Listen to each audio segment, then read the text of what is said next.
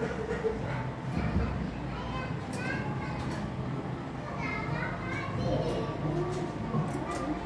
hamdalillah nahmaduhu wa nasta'inuhu wa nastaghfiruh wa na'udzu billahi min shururi anfusina wa min sayyiati a'malina. May yahdihillahu fala mudhillalah wa may yudhlil fala hadiyalah. Asyhadu an la ilaha illallah wahdahu la syarikalah wa asyhadu anna Muhammadan abduhu wa rasuluh. Ya ayyuhalladzina amanu taqullaha haqqa tuqatih wa la tamutunna illa wa antum muslimun. Ya ayyuhan nasu taqu rabbakum alladzi khalaqakum min nafsin wahidah wa khalaqa minha zawjaha wa bassa minhuma rijalan katsiran wa nisaa'a wattaqullaha alladzi tasaaluna bihi wal arham innallaha kana 'alaikum raqiba. Ya ayyuhalladzina taqullaha wa qulu qawlan sadida yuslih lakum a'malakum wa yaghfir lakum dhunubakum wa may yuti'illaha wa rasulahu faqad faza fawzan 'azima. Amma ba'du.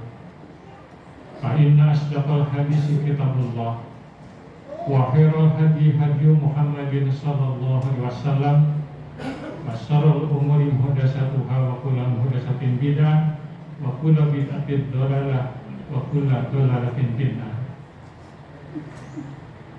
Hadirin sidang Jumat yang dirahmati Allah Subhanahu wa taala. Pertama-tama marilah kita panjatkan puji dan syukur kehadirat Allah Subhanahu wa taala, di mana kita tidak terlepas dari yang namanya nikmat, di mana nikmat tersebut adalah semuanya pemberian dari Allah Subhanahu wa taala. Diberikan nikmat sehat, diberikan nikmat umur, diberikan nikmat rezeki, diberikan nikmat istri, anak, dan banyak. Wa in ta'udzu nikmatallahi la tuhsuha. Jikalau kita menghitung tentang pemberian nikmat dari Allah Subhanahu wa taala, niscaya kita tidak akan mampu berapa jumlah nikmat yang Allah berikan kepada kita semua. Selayaknya kita senantiasa bersyukur atas pemberian nikmat tersebut, terutama kita diberikan nikmat iman dan Islam, sehingga kita bisa hadir ke masjid ini dalam rangka menjalankan salah satu perintahnya, yaitu sholat Jumat. Sholawat serta salam semoga tidak ada hentinya tercurahkan kepada Nabi akhir zaman Muhammad sallallahu alaihi wasallam. Tidak lupa hati mengajak marilah kita senantiasa berusaha untuk meningkatkan ketakwaan kita kepada Allah Subhanahu wa taala. Dan marilah kita tanamkan keyakinan pada kalbu kita bahwa tidak ada sebaik-baik bekal untuk menggapai kebahagiaan yang hakiki dunia dan di akhirat kecuali hanya dengan takwa. Hadirin sidang Jumat yang dirahmati oleh Allah Subhanahu wa taala. Kita semua menyadari bahwa kita adalah ciptaan Allah Subhanahu wa taala. Yang kita makan, yang kita pakai, yang kita tempati, semuanya bukan milik kita, akan tetapi pemberian dari Allah Subhanahu wa taala. Tidak ada yang kita miliki. Semua manusia itu adalah miskin.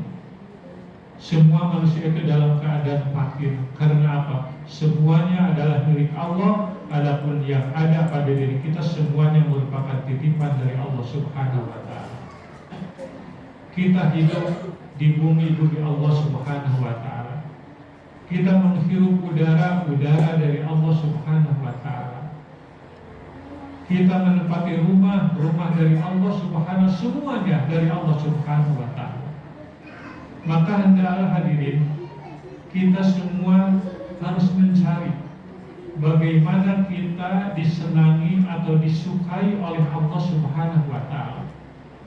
Jangan sampai kita itu mendapatkan murka dari Allah Subhanahu wa taala dikarenakan tindakan kita, dikarenakan ucapan kita, dikarenakan termasuk ibadah-ibadah kita. Karena banyak orang yang melakukan ibadah akan tetapi ditolak ibadahnya tersebut. Karena apa? Banyak melakukan bid'ah. Oleh karena itu hadirin, marilah kita bahas tentang apa yang disabdakan oleh Rasulullah SAW tentang salah satu atau 3 cara bagaimana agar Allah mencintai kepada kita semua.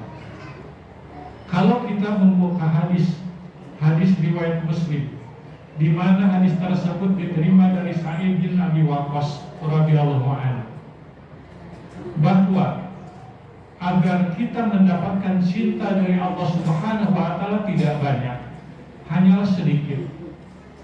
Hanya sedikit, cuma 3 saja.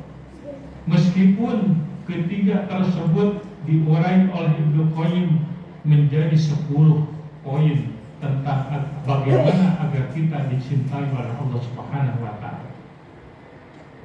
Di mana Rasulullah SAW sami Rasulullah SAW yaqul innallaha yuhibbul 'abda taqiyya al-ghaniyya al-khafiyya, cuma 3 saja. Bahwa Sa'id bin Abi Waqqas berkata, aku mendengar Rasulullah SAW bersabda, sesungguhnya Allah mencintai hamba-hambanya. Pertama adalah hamba yang senantiasa bertakwa kepada Allah Subhanahu wa taala.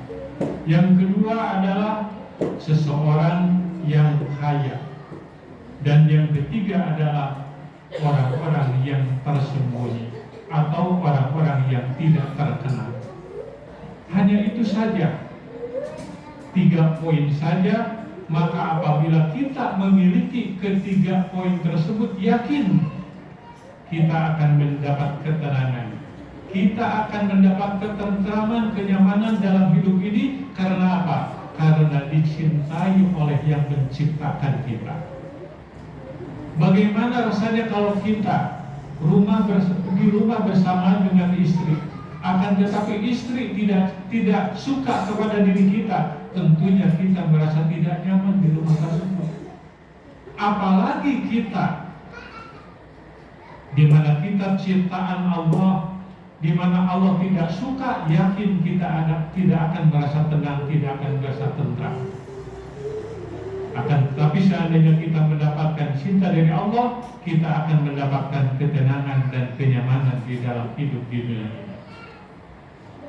Hadirin sidang Jumat yang dirahmati oleh Allah Subhanahu wa taala. Yang pertama adalah agar kita mendapat cinta dari Allah Subhanahu wa taala, hendaklah kita senantiasa bertakwa kepada Allah Subhanahu wa taala. Di mana apa yang dimaksud dengan takwa tersebut? Jadi yang dimaksud dengan takwa tersebut adalah al-muttaquna taqaw ma qulima alaihim wa addaw ma ukturido alaihim. Orang yang bertakwa itu adalah mereka yang menjauhi hal-hal yang diharamkan dan menunaikan berbagai kewajiban. Itulah orang yang bertakwa. Maka selayaknya orang yang bertakwa betul-betul akan dijamin kehidupannya, akan diberikan solusi apabila orang bertakwa tersebut mendapatkan kesulitan, sebagaimana yang Allah firmankan di dalam surat At-Tolak ayat 3, wa may yattaqillaha yaj'al lahu makhrajan wa yarzuqhu min haitsu la yahtasib. Barang siapa yang bertakwa kepada Allah, Allah akan berikan solusi dalam hidupnya dari segala kesulitan, dan Allah akan berikan rezeki yang datang dari arah yang tidak disangka. Bahkan hadirin, bagi orang-orang yang bertakwa, Allah Subhanahu wa taala akan senantiasa memberikan kemudahan di dalam segala urusan. Di dalam At-Tolak ayat 4, wa may yattaqillaha yaj'al lahu min amri yusra. Barang siapa yang bertakwa kepada Allah, akan diberikan kemudahan baginya di dalam segala urusan. Itulah janji Allah di dalam Al-Quran terhadap orang-orang yang bertakwa. di mana janji Allah itu adalah sebuah yang pasti, sebuah yang jelas akan diraih oleh para orang yang bertakwa. Secara umum Allah Subhanahu wa taala berfirman di dalam surat Al-A'raf ayat 96, "Walau anna ahlal qura amanu wattaqau la fatahna 'alaihim barakatim minas sama'i wal ardh." Dan jika penduduk negeri itu beriman dan bertakwa, maka kami akan bukakan pintu keberkahan, di mana keberkahan itu yang datangnya dari langit dan bumi. Hadirin sidang Jumat yang dirahmati oleh Allah Subhanahu wa taala. Orang yang dicintai oleh Allah Subhanahu wa taala yang kedua adalah orang yang kaya, yaitu al-ghaniyah. Akan tetapi yang dikatakan, yang dimaksud dengan orang yang kaya di sini adalah orang yang kaya hati. Di mana kaya hati itu adalah orang yang selalu ridho dan menerima semua pemberian dari Allah Subhanahu wa taala, apapun bentuknya dan berapapun jumlahnya. Maka itulah yang sebenarnya orang-orang yang kaya. Mendapat rezeki yang banyak, mereka bersyukur. Mendapatkan rezeki sedikit, mereka bersyukur. Bahkan tidak mendapatkan rezeki apa yang dia usahakan, dia tetap bersyukur. Ternyata itulah yang dikatakan orang yang kaya. Di mana Rasulullah SAW bersabda, "Laisal ghina an kasratil aradi, walakinnal ghina an-nafsi." Kekayaan yang hakiki bukanlah dengan banyaknya harta, namun kekayaan yang hakiki adalah hati yang selalu merasa cukup. Itulah yang dikatakan kaya. Maka kata Imam Syafi'i, "Idza ma kunta da qalbi panuin fa'anata wa malikud dunia sawa'un." Apabila kamu memiliki hati yang kaya, maka sesungguhnya kamu raja-raja dunia itu. Hadirin sidang Jumat yang dirahmati Allah Subhanahu wa taala. Mudah-mudahan kita semua diberikan kemampuan untuk menjalankan ketakwaan, untuk menjadi orang yang kaya hati, agar kita semua dicintai oleh Allah Subhanahu wa taala. Aqulu qouli hadza wa astaghfirullah li wa lakum.